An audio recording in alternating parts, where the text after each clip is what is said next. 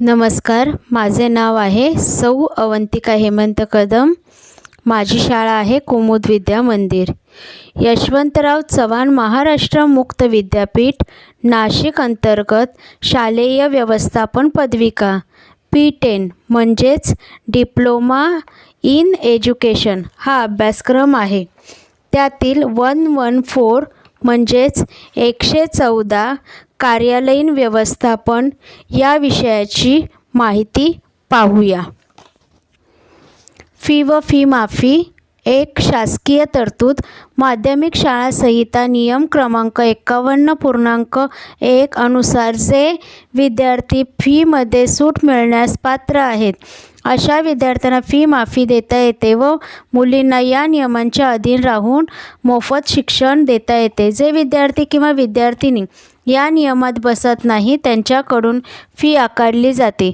पालक ज्यावेळी आपल्या पाल्याला घेऊन प्रवेशाकरता येतात तेव्हा त्यांच्याकडून प्रवेश अर्ज भरून घ्यावा। त्यात पालकांचे व उत्पन्नही भरलेले असावे व त्यावरून फी व फी माफी याबाबत कल्पना देण्यात यावी। शालेय फीची विभागणी पुढील 3 विभागात केलेली आहे। 1 शिक्षण फी, 2 प्रवेश फी, 3 सत्र फी। शिक्षण फीचे प्रचलित दर दर्शविणारा तक्ता खाली दिलेला आहे। या शाळांनी फक्त प्रमाणित दराने शिक्षण फी आकारावी व प्रगती पुस्तकावर शिक्षण फीचे प्रमाणित दर छापून ते विद्यार्थ्यांना सही करता पाठवून द्यावेत। 2 अनुदान न घेणाऱ्या शाळांना शिक्षण संचालकांची पूर्व अनुमती घेऊन प्रमाणित दरापेक्षा अधिक दराने शिक्षण फी आकारता येईल, परंतु हे काम जून महिन्यापूर्वी शाळा सुरू होण्यापूर्वी करणे आवश्यक आहे। परवानगी मिळाल्याशिवाय प्रमाणित दरापेक्षा जास्त फी आकारली जाऊ नये।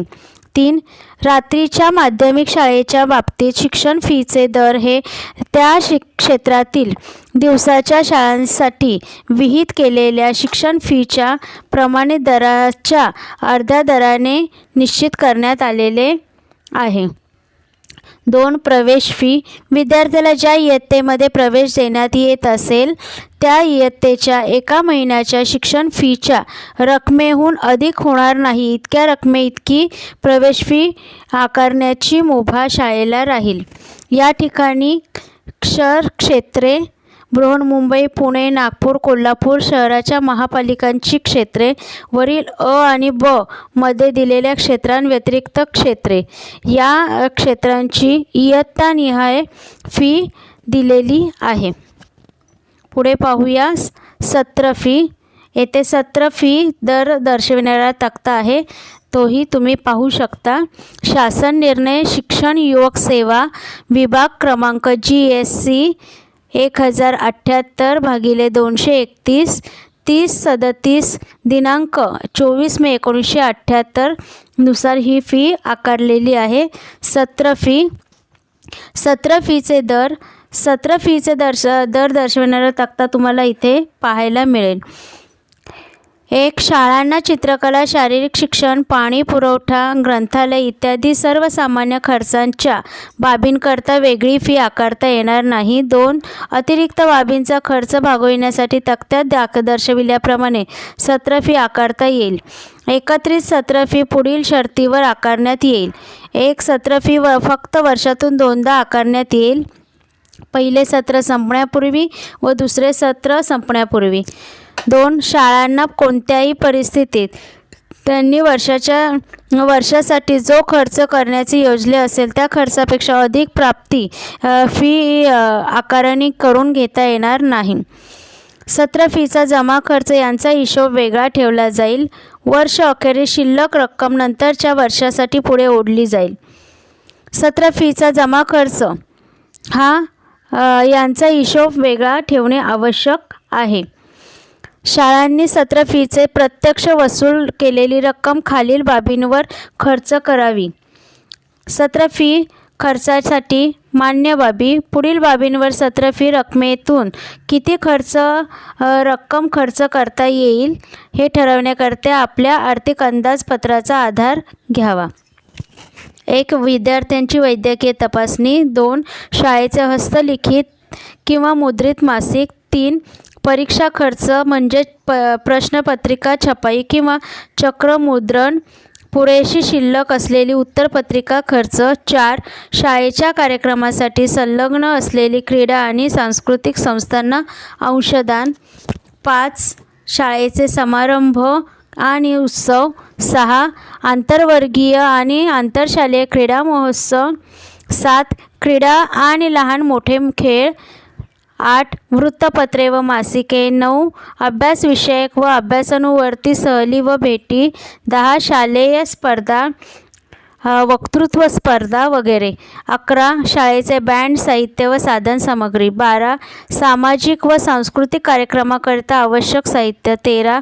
सर्वसाधारण व्यवसाय मार्गदर्शन. 14. अभ्यासानुवर्ती कार्यक्रमांसाठी बक्षिसे. 15. क्रीडांगणाची देखभाल. 16.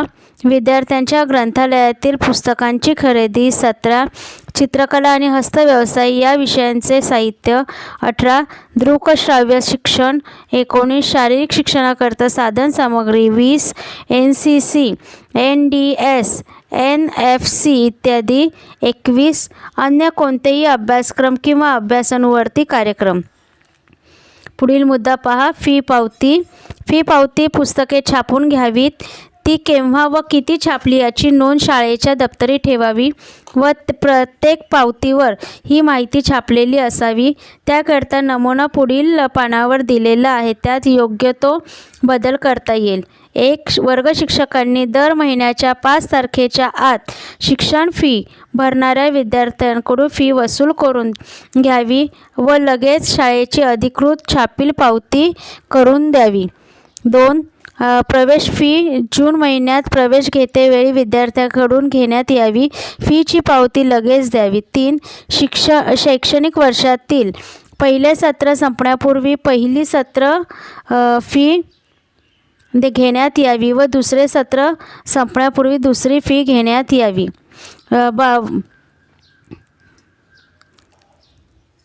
पावतीचा नमुना इथे दिलेला आहे पहा. या ठिकाणी याप्रमाणे तुम्ही पावतीचा नमुना करू शकता. 4. वर्षाचे 12 महिने मे महिना धरून शिक्षण फी घेण्यात यावी. वसूल झालेल्या फीची नोंद पावती पुस्तकावरून विद्यार्थी हजेरी पत्रकात म्हणजेच कॅटलॉगमध्ये करावी. 5. प्रत्येक फी देणाऱ्या विद्यार्थ्याच्या नावासमोर प्राप्त दिनांक व पावती क्रमांक हे रकाने पाहून नोंद करावी. 6. वर्ग शिक्षकांनी लघु स्वाक्षरी करावी. 7. कॅटलॉगच्या पहिल्या पानावर त्या महिन्यातील एकूण फी वसुलीची नोंद करावी. वर्ग शिक्षकाने फी वसूल केल्याबद्दल स्वाक्षरी करावी. 8. महिना अखेरीस मुख्याध्यापकांनी कॅटलॉग तपासत असताना या फीबाबतची नोंदी कटाक्षाने पाहाव्यात. 9. वर्ग शिक्षकांनी संबंधित फी कार्यालयात जमा केली आहे किंवा नाही याची खात्री करावी. 10. जमा झालेली फी मुख्याध्यापकांनी पगार बिल पाठवण्याआधी प्रत्येक महिन्याच्या दिनांक 7 पूर्वी बँकेत संयुक्त खाती जमा करावी. हे करीत असताना काही अडचणी उद्भवल्यास मुख्याध्यापकांनी त्यांचे निराकरण करावे व संभाव्य धोके टाळावे. शिक्षण फी माफी याचा हेतू पाहूया. माध्यमिक शाळा संहिता नियम क्रमांक 51.1 अनुसार विविध स्तरावर शिक्षण फी केली जाते. याबाबत सूचना मुख्याध्यापकांनी पालकांना वर्गाच्या किंवा विद्यार्थ्यांच्या प्रवेशाच्या वेळी लेखी द्याव्यात. त्या सूचना फलकावरही लिहून द्याव्यात. पुढील मुद्दा अर्जाविषयीची माहिती.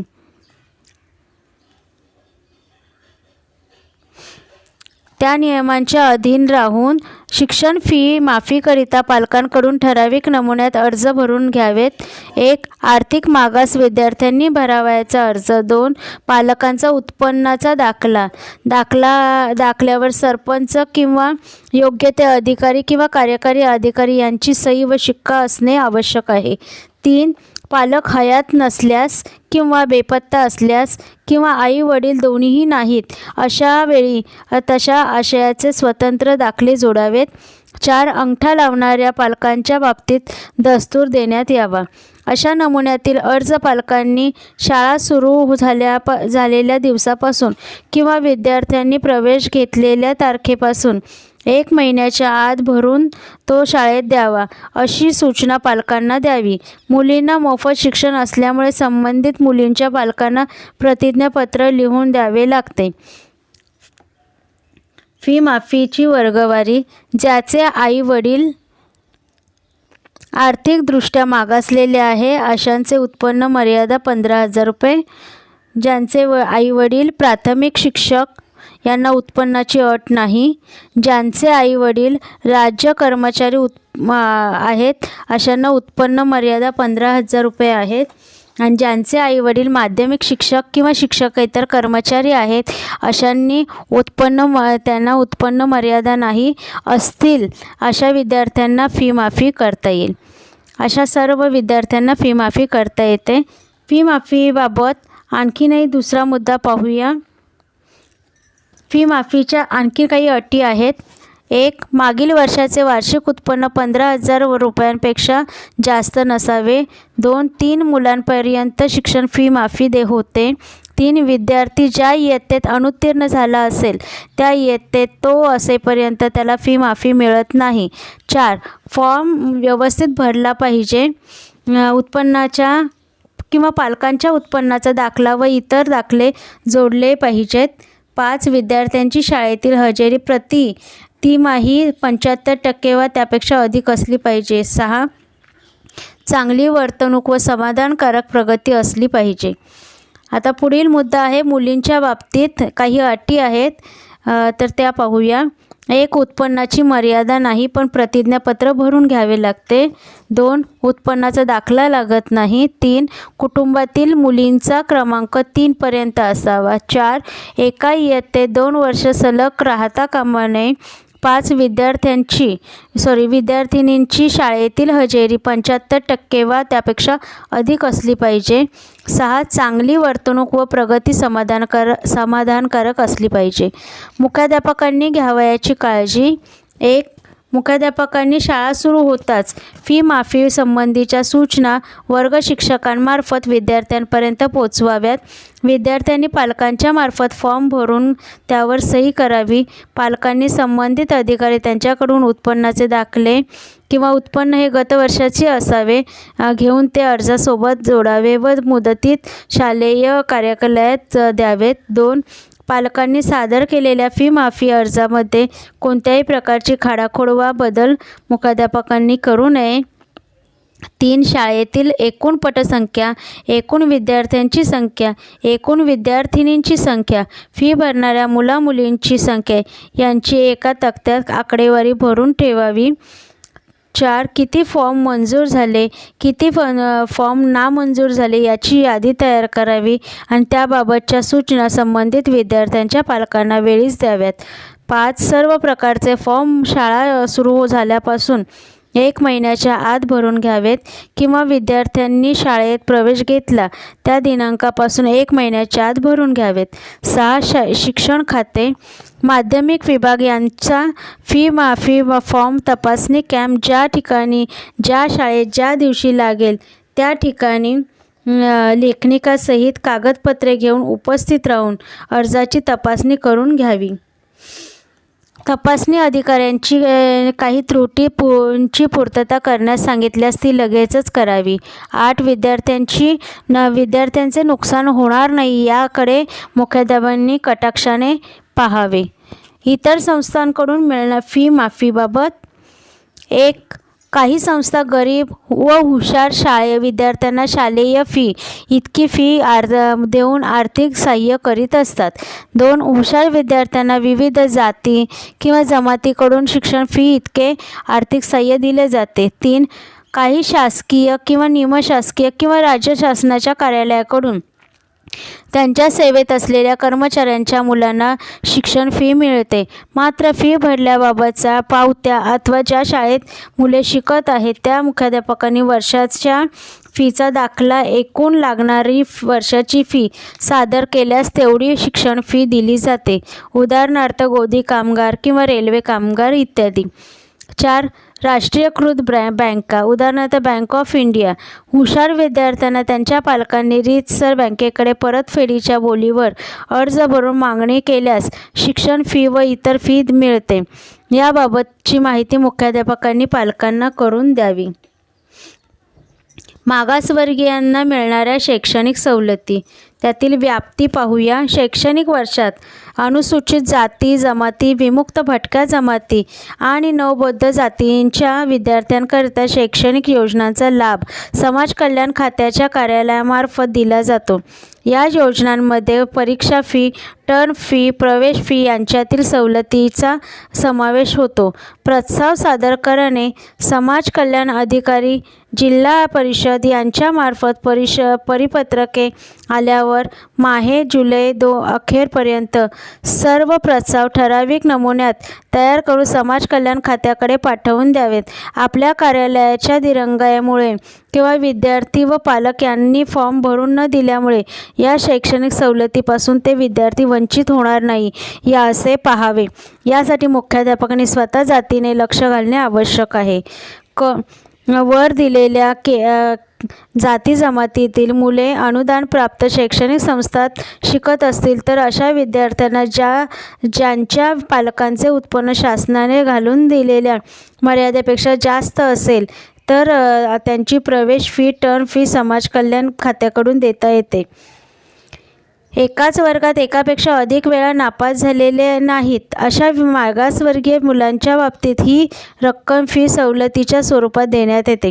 शासनाने फी माफीसाठी घालून दिलेल्या मर्यादेच्या आतील उत्पन्न असलेल्या मुलांचे प्रस्ताव जिल्हा परिषद शिक्षणाधिकारी, माध्यमिक विभाग यांच्याकडे सादर करण्यात यावे. ज्या माध्यमिक शाळांना विना अनुदान तत्त्वावर शाळा चालवण्यास शिक्षण खात्याकडून परवानगी देण्यात आलेली आहे अशा शाळा मागासवर्गीय विद्यार्थी शिक्षण घेत असतील तर त्यांचे प्रस्ताव अशा शाळांच्या मुख्याध्यापकांनी समाज कल्याण खात्याकडे पाठवून द्यावेत. त्यासोबत विना अनुदान तत्त्वावर शाळा चालविण्यास परवानगी दिलेल्या आदेशाची सत्यप्रत प्रत्येक वर्षी पाठवावी. मुख्याध्यापकांनी समाज कल्याण खात्याकडून आलेले परिपत्रक लक्ष देऊन वाचावे व महत्त्वाच्या ठिकाणी लेखनिकांच्या मार्गदर्शनाकरिता लाल शाईने खुणा करून ठेवाव्यात. तिसरा मुद्दा आहे प्रस्तावाबाबत पाठवायची कागदपत्रे. मागासवर्गीय मुलांकडून सोबत दिलेल्या नमुन्यामध्ये जात व उत्पन्नाचे निवेदनपत्र 2 प्रतीत भरून घ्यावे. मुख्याध्यापकांनी त्या प्रमाणपत्रावर स्वाक्षरी करावी. सदर दाखल्यात निवेदनपत्र बरोबर नसल्यास त्यांच्याकडून तहसीलदार व तत्सम अधिकारी यांचे प्रमाणपत्र घ्यावे व सदरचे प्रमाणपत्र दप्तरी ठेवून त्यांच्या सत्यप्रती 2 प्रतीत प्रस्तावात जोडण्यात याव्यात. उत्पन्न व जातीविषयक दाखल्यांचा नमुना छापून किंवा चक्र मुद्रांकित करून मागासवर्गीयांना पुरविण्यात यावा. 4. परीक्षा फी. माध्यमिक शाळात शासनमान्य सार्वजनिक परीक्षांबाबतच्या परीक्षा शुल्कांवर नमूद केलेल्या जाती जमातीत बसणाऱ्या विद्यार्थ्यांच्या बाबतीत त्यांना समाज कल्याण कार्यालयाकडून देय ठरते. परंतु विद्यार्थी परीक्षेला बसून नापास झाला असेल तर त्याला सदरची सवलत मिळत नाही. एखाद्या परीक्षेला जर विद्यार्थी बसला नाही तर तो पुढील वेळेच्या सवलतीस पात्र होणार नाही. परीक्षा शुल्काच्या प्रस्तावासाठी समाज कल्याण खात्याकडून पुरविण्यात आलेल्या तक्त्यामध्ये माहिती भरून पाठवावी. प्रस्ताव पाठविताना 3 प्रतीत माहिती भरून पाठवावी. 1. बोर्डाने वेळोवेळी ठरविलेल्या दराने फी माफी किंवा परीक्षा फी आकारावी. उदाहरणार्थ बोर्डाने मार्च 1989 पासून परीक्षा फी दरामध्ये वाढ केली आहे त्याप्रमाणे प्रस्तावामध्ये फी आकारण्यात यावी. इयत्ता 10वी परीक्षा फॉर्म फी 55 रुपये. 2. प्रात्यक्षिक परीक्षा शुल्क 5 रुपये. 3. गुणपत्रक फी 5 रुपये आणि 4. आवेदन शुल्क 2 रुपये अशी एकूण 67 रुपये फी प्रस्तावामध्ये दाखविण्यात यावी. पाचवा मुद्दा आहे शिष्यवृत्त्या. इयत्ता 5वी ते 10वीमध्ये शिक्षण घेत असलेल्या मागासवर्गीय मुलांना कमीत कमी 50% किंवा त्यापेक्षा जास्त गुण मिळवणाऱ्या विद्यार्थ्यांमध्ये एका वर्गासाठी सर्व तुकड्यांचा विचार करून फक्त दोघांनाच गुणवत्तेच्या प्रमाणपत्रानुसार समाज कल्याण खात्याकडून शिष्यवृत्ती मंजूर केली जाते. देण्यात येणारी शिष्यवृत्तीची रक्कम इयत्ता 5वी ते 7वीसाठी प्रत्येक वर्षाला ₹15, इयत्ता 8वी ते 9वीला दरमहा ₹5, मात्र इयत्ता 10वीसाठी दरमहा ₹10 म्हणजे वर्षाला ₹100 याप्रमाणे आहे. शिष्यवृत्तीकरिता 2 विद्यार्थ्यांची निवड कशी करावी? सर्व तुकड्यांचा विचार करून एका वर्गासाठी दोघांचीच गुणवत्तेचा विचार करून निवड करावी. त्यानंतर दुसरा मुद्दा आहे निवड करीत असताना संबंधित विद्यार्थ्याचे मागील वर्षाचे वार्षिक परीक्षेतील गुण विचारात घ्यावेत. 3 प्रत्येक प्रस्तावासोबत जातीविषयक व पालकांच्या उत्पन्नाच्या प्रमाणपत्राच्या 2 प्रती जोडण्यात याव्यात. 4 बिले पाठविताना फॉर्म नंबर 127 E&M या फॉर्ममध्ये पाठवावीत. 6 शिष्यवृत्तीसाठी प्रस्ताव मुख्याध्यापकांनी घ्यावयाची काळजी. 1 समाज कल्याण खात्याच्या परिपत्रकामध्ये केलेल्या मार्गदर्शक सूचनेप्रमाणे प्रस्ताव तयार करून त्याला सर्व पुरावे सोबत जोडून प्रस्ताव समाज कल्याण खात्याकडे पाठवावा. त्यांची कार्यालयीन प्रत आपल्या जवळ समाज कल्याण खाते फाईलला लावावी. 2 बिले पाठविताना नमुना 127 E&M यामध्ये भरून पाठवावी. 3 समाज कल्याण खात्याने ठरवून दिलेल्या तारखेपूर्वी बिले पाठविण्याची व्यवस्था करावी. 4 बिलावर योग्य त्या ठिकाणी मुख्याध्यापकांच्या सह्या आवश्यक आहेत. उदाहरणार्थ सिग्नेचर ऑफ हेड व बिलाच्या सर्टिफिकेटच्या खाली मुख्याध्यापक यांची स्वाक्षरी असणे आवश्यक आहे. 4 बिलावर योग्य त्या ठिकाणी मुख्याध्यापकांच्या सह्या करणे गरजेचे आहे. लक्षपूर्वक सह्या कराव्यात. बिलावर विद्यार्थ्यांच्या सह्या झालेल्या आहेत किंवा नाहीत याची सुद्धा खात्री करून घ्यावी. 6 प्रस्ताव मंजूर झाल्याखेरीज बिले काढू नयेत. 7 बिलावर प्रस्ताव मंजूर झाल्याची ऑर्डर व दिनांक लिहावी. 8 शासनाकडून निरनिराळ्या वर्गवारीप्रमाणे अनुदान मंजूर होऊन येते. उदाहरणार्थ अनुसूचित जाती, अनुसूचित जमाती, विमुक्त भटक्या जमाती यांसाठी प्रस्ताव तयार करताना प्रस्ताव वेगवेगळे म्हणजे स्वतंत्र तयार करून पाठवावे. बिलेही वेगवेगळी स्वतंत्र तयार करून समाज कल्याण खात्याकडे पाठवावीत. 9 प्रस्ताव पाठविताना स्टेटमेंटसाठी छापील फॉर्म भरून नयेत. समाज कल्याण खात्याने दिलेल्या नमुन्याप्रमाणे हाताने तयार करून पाठवावेत किंवा त्याप्रमाणे टंकलिखित करावे. 10 शाळेत मागासवर्गीय विद्यार्थी नसतील अथवा शिष्यवृत्ती पात्र विद्यार्थी नसतील, त्या अटीत बसत नसतील, अगर आपली माध्यमिक शाळा उर्दू इंग्लिश माध्यमाची शाळा असेल तर तसा दाखला समाज कल्याण खात्याला पाठवून द्यावा. विद्यार्थ्यांचे जातीचे व उत्पन्नाचे दाखले भरून घेताना संपूर्ण फॉर्म भरलेला आहे किंवा नाही याची खात्री लेखनिकांनी करावी व मुख्याध्यापकांनी त्याची पडताळणी करावी. 12 अनावश्यक गोष्टी खोडलेल्या आहेत किंवा नाहीत हे पाहावे. 13 पालकांची सही घेतलेली आहे किंवा नाही हे पाहावे. 14 साक्षीदार म्हणून सरपंचाची सही अथवा सक्षम अधिकाऱ्याची सही घेतली आहे की नाही ते पाहावे. 15 प्रतिज्ञापत्र दरवर्षी सादर करावे. 7वा मुद्दा आहे डॉक्टर बाबासाहेब आंबेडकर गुणवत्ता शिष्यवृत्ती. योजनेचे जे नाव आहे ते आहे डॉक्टर बाबासाहेब आंबेडकर गुणवत्ता शिष्यवृत्ती. याचा उद्देश आहे अनुसूचित जाती व जमाती, विमुक्त भटक्या जमाती या समाजातील विद्यार्थ्यांमध्ये स्पर्धा करण्याची इच्छा निर्माण करणे, जेणेकरून त्यांच्या प्रगतीवर त्यांचा चांगला परिणाम होईल व त्यांच्या शैक्षणिक स्तर आणखी उंचावेल. तरतूद रक्कम ₹72,000 पर्यंतची तरतूद करण्यात येते. अटी व नियम ग्रामीण व शहरी असे 2 भाग करून त्यानुसार खालीलप्रमाणे अनुसूचित जाती, अनुसूचित जमाती वर्ग इयत्ता 5वी ते 9वीसाठी प्रत्येक तालुक्यातील गुणानुक्रमे 4 विद्यार्थ्यांना शिष्यवृत्ती देण्यात येते. इथे बघा तक्ता दिलेला आहे, त्या तक्त्यानुसार ग्रामीण व शहरी तालुकावार विद्यार्थ्यांची जी फी आहे, शिष्यवृत्तीची जी वार्षिक रक्कम आहे ती अनुसूचित जातीसाठी किती आहे, अनुसूचित जमातीसाठी आणि विमुक्त जाती जमातीसाठी किती आहे याची नोंद केलेली आहे. आता अटी पाहूया. विद्यार्थी मागासवर्गीय असल्याचे जातीचे प्रमाणपत्र असले पाहिजे. 2. वार्षिक उत्पन्न रुपये 6,400 पेक्षा कमी असले पाहिजे. 3. स्कॉलरशिपचा कालावधी 1 वर्षाचा असेल. दरवर्षी स्कॉलरशिप देण्यात येईल. 4. शिष्यवृत्तीसाठी ग्रामीण भागातील विद्यार्थ्याला कमीत कमी 60% गुण व शहरी भागातील विद्यार्थ्याला 65% गुण मिळाले पाहिजेत. 5. एका संवर्गातील विद्यार्थी न मिळाल्यास दुसऱ्या संवर्गातील म्हणजे अनुसूचित जाती, अनुसूचित जमाती व भटक्या जमाती इत्यादी संवर्गातील विद्यार्थ्यांना गुणानुक्रमे शिष्यवृत्ती देण्यात येईल. पुढचा मुद्दा आहे 6. नगर परिषदेच्या हद्दीतील विद्यार्थ्यांना सदरचा लाभ मिळणार नाही. शिष्यवृत्त्या 1. अपंगांसाठी शिष्यवृत्ती.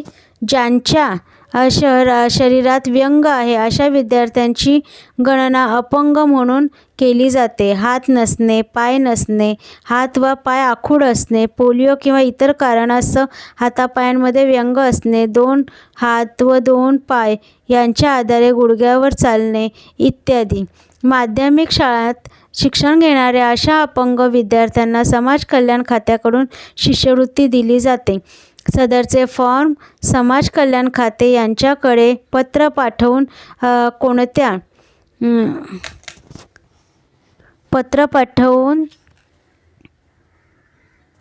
कोणत्या वर्गातील किती विद्यार्थ्यांना फॉर्म हवेत आहेत हे कळवावे लागते. सदरचे फॉर्म मोफत मिळतात. 1. अर्जदाराबाबतचा तपशील. 2. मुख्याध्यापकांचे प्रमाणपत्र. 3. उमेदवाराची वैद्यकीय तपासणी करणाऱ्या वैद्यकीय अधिकाऱ्याचे घ्यावयाचे प्रमाणपत्र. परिशिष्ट अ मध्ये अस्थिव्यंग विद्यार्थ्यांसाठी करावयाचे प्रमाणपत्र दाखवलेले आहे. 4. वैद्यकीय अपंगत्व असल्यास दाखला. अपंगत्वाचे प्रमाण, टक्केवारी, वैद्यकीय दाखला. जिल्हा शल्य चिकित्सक यांचा वैद्यकीय दाखला असणे आवश्यक आहे. त्या दाखल्यात किती टक्के अपंगत्व आहे याचा उल्लेख असणे आवश्यक आहे. 5. अपंगत्व असलेल्या विद्यार्थ्याचा संपूर्ण फोटो. शरीरातील ज्या भागाला अपंगत्व आहे ते व्यंग त्या फोटोत आले पाहिजेत व संपूर्ण उभा फोटो असला पाहिजे. 6. विद्यार्थ्याचे गुणपत्रक. विद्यार्थी वार्षिक परीक्षेत उत्तीर्ण झालेला असला पाहिजे. गुणांची टक्केवारी 45% असली पाहिजे. मुख्याध्यापकांची सही असलेले गुणपत्रक अर्जासोबत जोडलेले असले पाहिजे. तहसीलदार यांनी दिलेला उत्पन्नाचा दाखला अर्जाला जोडला पाहिजे. ठराविक नमुन्यात मुख्याध्यापकांनी प्रमाणपत्र देणे आवश्यक आहे. समाज कल्याण खात्याकडून आलेले फॉर्म योग्य त्या मुदतीत सर्व पुरावे जोडून पाठविल्यास आर्थिक वर्ष संपण्यापूर्वी खालीलप्रमाणे शिष्यवृत्ती मिळते. 8वीसाठी 850 रुपये, 9वीसाठी 850 रुपये, 10वीसाठी 1020 रुपये. दुसरा मुद्दा आहे राष्ट्रीय प्रज्ञाशोध परीक्षा शिष्यवृत्ती NTS. इयत्ता 10वीच्या अखेर प्रज्ञावान विद्यार्थ्यांचा शोध घ्यावा व अशा विद्यार्थ्यांना सर्वोत्तम शिक्षण मिळण्याच्या दृष्टीने योग्य त्यांना आर्थिक सहाय्य करावे. त्यांची बुद्धिमत्ता विकसित व्हावी आणि त्या विकसित बुद्धिमत्तेने त्या विद्यार्थ्यांनी आपली विद्याशाखा व राष्ट्र याची सेवा करावी असा या शिष्यवृत्तीचा उद्देश आहे. द्विस्तरीय पद्धत. राष्ट्रीय शैक्षणिक संशोधन व प्रशिक्षण परिषद नवी दिल्ली NCERT यांनी 1984 सालापासून राष्ट्रीय प्रज्ञाशोध परीक्षा 2 स्तरावर घेण्याचे ठरविले. 1. राज्यस्तरीय प्रज्ञाशोध परीक्षा. महाराष्ट्र राज्यातील ही परीक्षा शासकीय परीक्षा मंडळ पुणे 1 यांच्यामार्फत 40 केंद्रावर दरवर्षी सामान्यतः नोव्हेंबर महिन्याच्या शेवटच्या रविवारी घेण्यात येते. 2. राष्ट्रीय स्तरावर प्रज्ञाशोध परीक्षा. राष्ट्रीय शैक्षणिक संशोधन व प्रशिक्षण परिषद नवी दिल्ली म्हणजे NCERT या संस्थेमार्फत अंतिम परीक्षा मे महिन्यात घेण्यात येते. महाराष्ट्र या परीक्षेचे केंद्र मुंबई असते.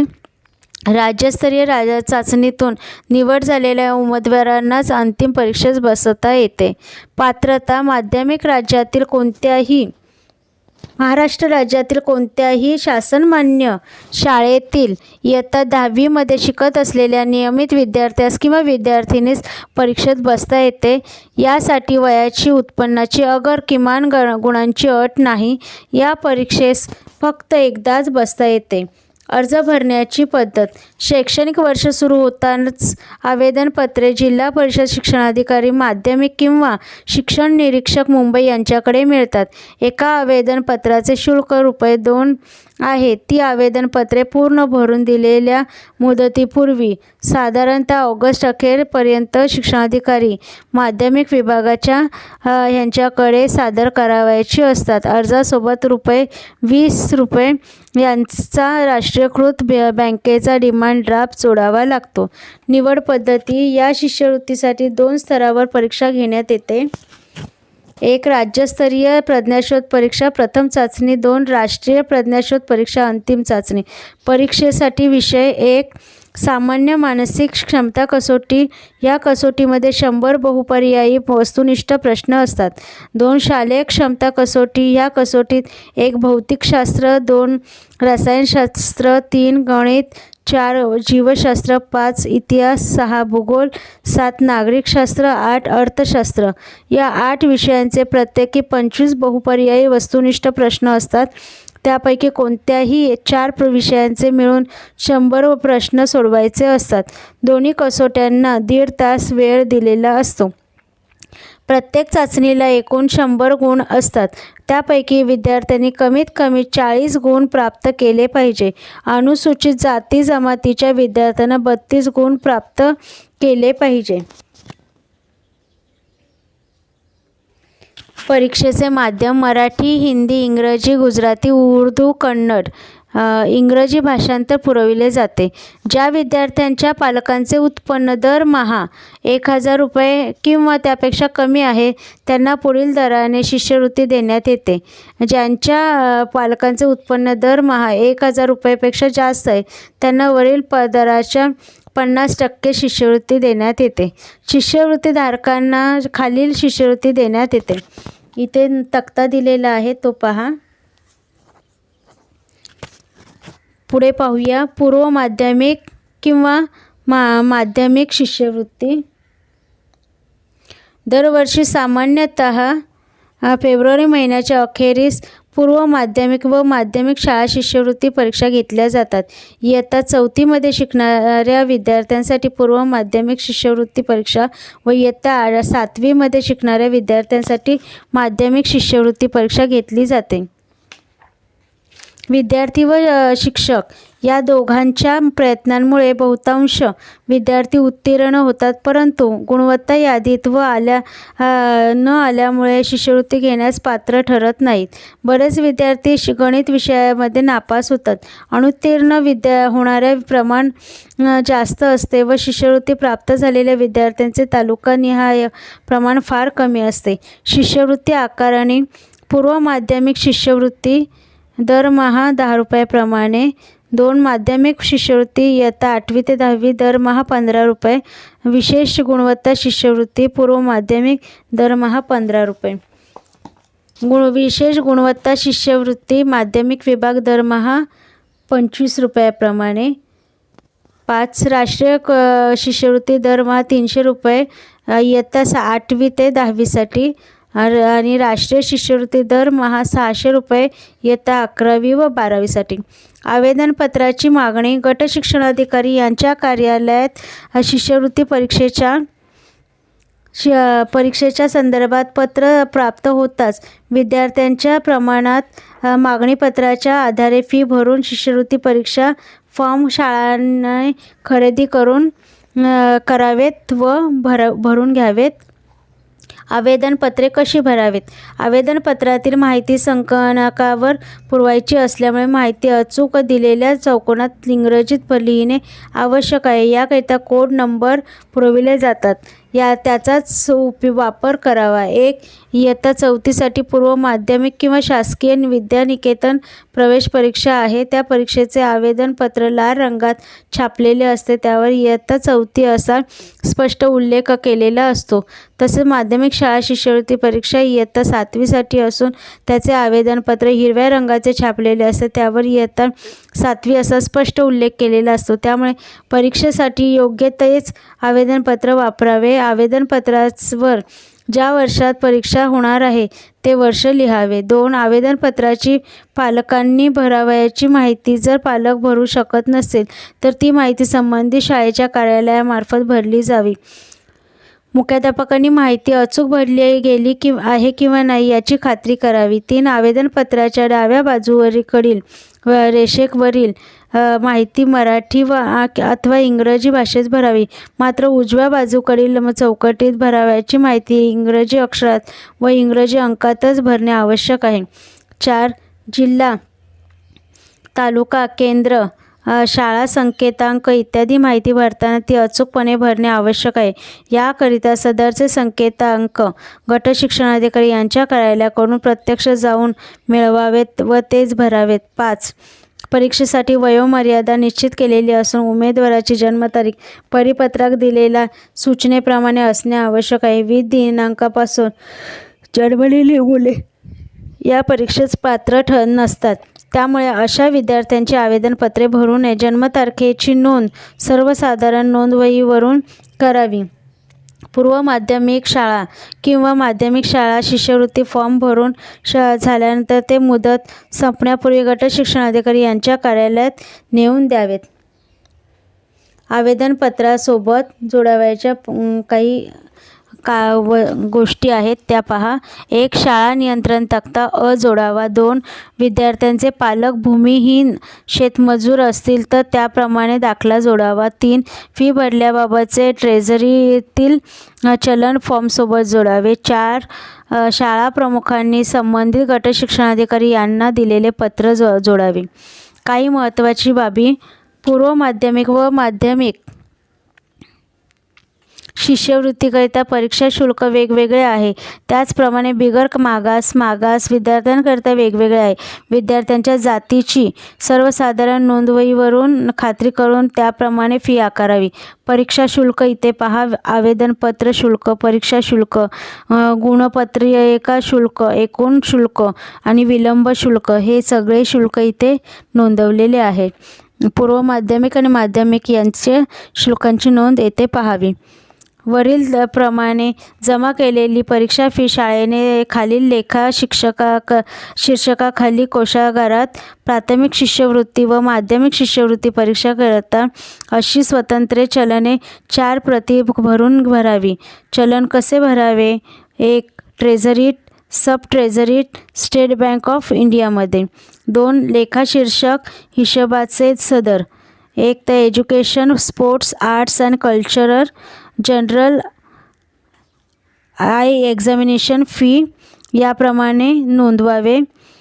3. रक्कम कोणी आणून दिली त्याचे नाव, उदाहरणार्थ शिपाई, क्लार्क, शिक्षक जो कोणी असेल त्याचे संपूर्ण नाव लिहावे. 4. ज्याच्या वतीने भरण्यात आले आहे त्या मनुष्याचे नाव, हुद्दा, पत्ता, या ठिकाणी प्राचार्य, मुख्याध्यापक, मुख्याध्यापिका, शाळेचा संपूर्ण पत्ता लिहावा. 5. पाठविलेल्या रकमेचा संपूर्ण तपशील लिहावा. पुढे पहा.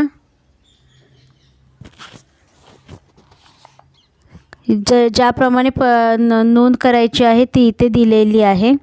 पुढे उजव्या बाजूला खात्याच्या किंवा ट्रेझरीच्या अंमलदाराने भरावयाची माहिती असते. सदर माहिती गट शिक्षणाधिकारी यांच्याकडून भरून घेऊन त्यावर सही व शिक्का घ्यावा. मगच ट्रेझरीत भरलेल्या 4 प्रती घेऊन जाव्यात.